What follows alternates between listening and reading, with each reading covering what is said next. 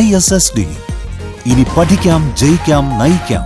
അല്ല, അതെല്ലാം ജനങ്ങൾ വിലയിരുത്തട്ടെ. ഈ ഘട്ടത്തിൽ ഇപ്പോ മുൻ മുഖ്യമന്ത്രിയും പ്രതിപക്ഷ നേതാവും പറഞ്ഞതുപോലെ എല്ലാവരും ഒന്നിച്ചിറങ്ങുക എന്നതാണ് ഞങ്ങളുടെ നിലപാട്. നേരത്തെ മുഖ്യമന്ത്രി ആയിരുന്ന ഘട്ടത്തിലും പിണറായി പറഞ്ഞതാണ്.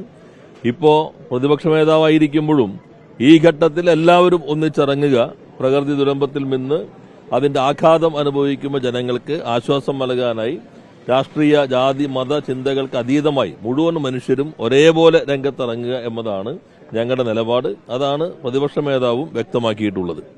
മറ്റു കാര്യങ്ങളെല്ലാം ജനങ്ങൾ കാണുന്നുണ്ടല്ലോ, അവർ മനസ്സിലാക്കും ഇത്തരം ഘട്ടങ്ങളിൽ എങ്ങനെയൊക്കെയാണ് കാര്യങ്ങൾ കൈകാര്യം ചെയ്യേണ്ടത്. അതിൽ നമ്മുടെ മാധ്യമങ്ങളും വളരെ അച്ചടി മാധ്യമങ്ങൾ ഒരു ടെക്സ്റ്റ് ബുക്കാണ്. ഇന്ന് പിണറായി എങ്ങാനും ആയിരുന്നു കേരളത്തിന്റെ മുഖ്യമന്ത്രി എങ്കിൽ നമ്മുടെ പത്രങ്ങളൊന്നും മനസ്സിൽ നിങ്ങളൊന്ന് സങ്കല്പിച്ചു നോക്കിയേ, എങ്ങനെയൊക്കെ ആകുമായിരുന്നു. ഈ നാട് മുങ്ങുന്നു, നാട് മുങ്ങുമ്പോൾ എവിടെ മുഖ്യമന്ത്രി, എങ്ങനെ പോകുന്നു, എന്തെല്ലാം സൈഡ് സ്റ്റോറികൾ, എഡിറ്റോറിയലുകൾ, പ്രതികരണങ്ങൾ, ലേഖനങ്ങൾ, അത്രയും സമ്പന്നമായൊരു സാധ്യത മാധ്യമങ്ങൾക്ക് ഇപ്പോൾ നഷ്ടപ്പെട്ടു പോയി എന്നുള്ളതാണ്. കാരണം അവരെ സംബന്ധിച്ച് ഇത്തരം കാര്യങ്ങൾ പ്രശ്നമല്ല എന്ന നിലയിലേക്കാണ് എത്തിയിട്ടുള്ളത്. അതിവേഗതയിലുള്ള ഒരു മാറ്റം വാക്ക് അധികാരത്തിന് വേണ്ടിയുള്ളത് മാത്രമാണ്. അത് കഴിഞ്ഞാൽ പൂർണ്ണമായി ഉപേക്ഷിക്കാനുള്ളതാണ്. ഇപ്പോൾ മുഖ്യമന്ത്രിമാർ അത്യാവശ്യ ഘട്ടത്തിൽ എല്ലാ സാധ്യതകളും ഉപയോഗപ്പെടുത്തേണ്ടതാണ്. അതെല്ലാം ചിലപ്പോൾ ആവശ്യമായിട്ട് വരും. പക്ഷെ നാം കാണേണ്ടത് പ്രതിപക്ഷത്തിരിക്കുമ്പോൾ പറഞ്ഞത് എന്താണ്, അധികാരം കിട്ടിയപ്പോൾ പ്രവർത്തിക്കുന്നത് എന്താണ്.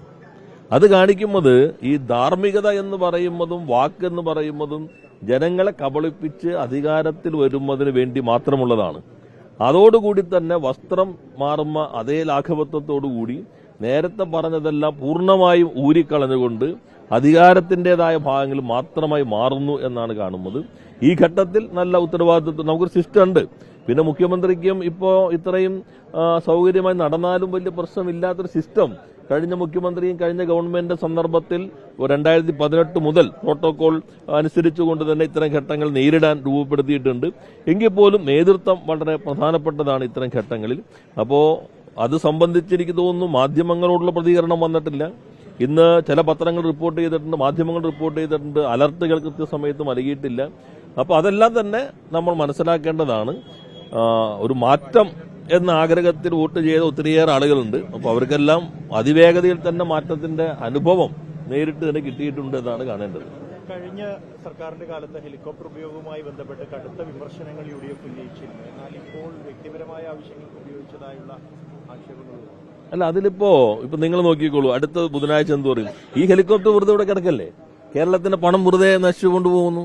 അപ്പൊ വെറുതെ കിടക്കുന്ന ഹെലികോപ്റ്ററിൽ ഞാനൊന്ന് പോയാൽ വെറുതെ അത്രയെങ്കിലും നാടിന് ഗുണമുണ്ടാവട്ടെ. ഞാനപ്പോ കാറിലാണ് സഞ്ചരിച്ചിരുന്നെങ്കിൽ ആ കാറിൽ അടിക്കാവുന്ന ഇന്ധനം ഇതുവഴി ലാഭിക്കാൻ കഴിഞ്ഞു. ഇതാവുമ്പോൾ പണം കൊടുത്തിട്ടുള്ളതാണല്ലോ എന്നതായിരിക്കും ബുധനാഴ്ച പറയാൻ പോകുന്ന കാര്യം എന്നുള്ളത്. ഞാൻ കാണേണ്ടത് ഇന്ത്യയിലെ മറ്റെല്ലാ സംസ്ഥാനങ്ങളെക്കാളും കുറഞ്ഞ നിരക്കിലാണ് ഇപ്പോൾ ഗുജറാത്തോ മറ്റു സംസ്ഥാനങ്ങളോ നമ്മൾ വാടകയ്ക്ക് എടുത്തിട്ടുള്ളത്. പല സംസ്ഥാനങ്ങളും സ്വന്തമായി വിമാനമുള്ള സംസ്ഥാനങ്ങളുമുണ്ട്. കേരളം പക്ഷേ ആ ഹെലികോപ്റ്റർ ഇപ്പോൾ നിങ്ങൾ എറണാകുളത്തെ മാധ്യമ പ്രവർത്തകർക്ക് അറിയാലോ, അന്നത്തെ മുഖ്യമന്ത്രിയുടെ പ്രത്യേക നിർദ്ദേശപ്രകാരം 6-7 തവണയോളമാണ് ഹൃദയം എന്ന് പറഞ്ഞാൽ ഇപ്പോൾ ഉള്ള വിങ്ങുന്ന ആളുടെ ശരീരത്തിനകത്തുള്ള ഹൃദയമല്ല, നേരെ പെട്ടിയിലുള്ള ഹൃദയവുമായിട്ട് എത്ര തവണ ഇങ്ങോട്ട് വന്നു. പ്രകൃതി ദുരന്തങ്ങൾ ഉണ്ടാകുന്ന സന്ദർഭത്തിൽ പോയി മറ്റു കാര്യങ്ങൾക്കാണ് വിനിയോഗിച്ചത്. അതിനെപ്പോലെ എത്രമാത്രം അധിക്ഷേപിച്ചു. കേരളത്തിന്റെ അന്നത്തെ മുഖ്യമന്ത്രിയെ എന്തെല്ലാം തരത്തിൽ അധിക്ഷേപിക്കാനായിട്ട് ഇത് ഉപയോഗിച്ചു. ഇപ്പോഴോ അതേ ഇതിനകത്ത് എല്ലാ സൗകര്യങ്ങളും ഉപയോഗിക്കുകയാണ്. അത് നാടിനു വേണ്ടി ഉപയോഗിക്കുമ്പോൾ തെറ്റില്ല. എന്നാൽ ഇപ്പോൾ ഉപയോഗിക്കുന്ന രീതിയെക്കുറിച്ചും വിമർശനങ്ങൾ വരുന്നുണ്ട്.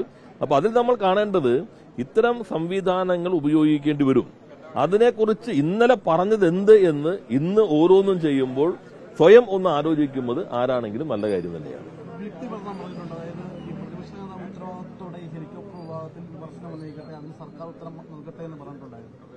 അല്ല, അദ്ദേഹം അത് കിട്ടിയെങ്കിൽ എന്ത് വെടിവെച്ചു കൊള്ളാന്നല്ലേ പറഞ്ഞായിരുന്നു. ഇപ്പൊ ഹെലികോപ്റ്റർ സ്വന്തമായി കിട്ടിയേക്കല്ലേ, അത് വെച്ചിട്ടല്ലേ ഇപ്പൊ ഈ നടത്തിക്കൊണ്ടിരിക്കുന്നത്. അപ്പോ വളരെ ഉത്തരവാദിത്തത്തോടു കൂടിയാണ് പ്രതിപക്ഷം പറയേണ്ടതെന്ന് ഇപ്പോഴെങ്കിലും തോന്നിയല്ലോ. ഇപ്പോഴും ഞങ്ങൾ എന്താ പറയുന്നത്, നേരത്തെ എന്ത് പറഞ്ഞു, ഇത് ആവശ്യഘട്ടത്തിലൊക്കെ ഉപയോഗിക്കേണ്ടത് തന്നെയാണ്, അതിനാണ് വാടകയ്ക്ക് എടുത്തിട്ടുള്ളത്. പക്ഷെ അതിനെ അധിക്ഷേപിച്ചു. വ്യക്തിപരമായിട്ട് അന്നത്തെ മുഖ്യമന്ത്രിയെ വല്ലാതെ അധിക്ഷേപിക്കാനായിട്ട് ഇത്തരം കാര്യങ്ങൾ പർവ്വതീകരിച്ച് ഉപയോഗിച്ചു. അങ്ങനെയുള്ള ആളുകൾ ഇപ്പോൾ ശാന്തമായി ഇത് എന്തിനു വേണ്ടിയൊന്നും അദ്ദേഹം ഉപയോഗിച്ചില്ലയോ അതേ കാര്യം അതിനെല്ലാം വേണ്ടി ഇപ്പോൾ ഉപയോഗിക്കുകയും ചെയ്യുന്നു.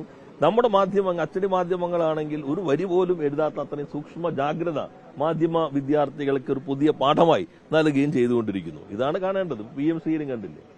ഇനിയിപ്പോ ഒന്നുമില്ലല്ലോ. ഇപ്പൊ ലീഗ് എന്താ പറയുന്നത്, ഞങ്ങൾ പഠിച്ചു കഴിയട്ടെന്നാണ്. ഇനി പഠിക്കാനൊന്നുമില്ലല്ലോ.